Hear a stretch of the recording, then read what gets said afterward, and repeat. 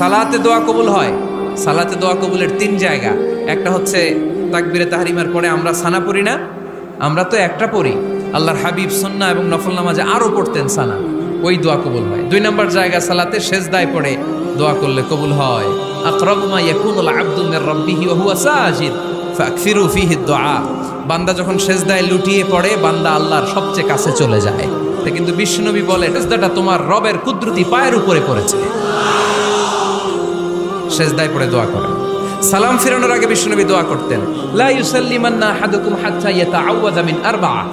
আল্লাহর হাবিব বললেন, চার জিনিস থেকে পানাহ না আছে আমার কোন উম্মত যেন সালাম না ফিরায়। তারা যেন পড়ে, আল্লাহুম্মা ইন্নী আউযু বিকা মিন আযাবিল কবর, আউযু বিকা মিন আযাবি জাহান্নাম, আউযু বিকা মিন ফিতনাতিল মাহইয়া ওয়াল মামাত, আউযু বিকা মিন ফিতনাতিল মাসিহিদ দাজ্জাল।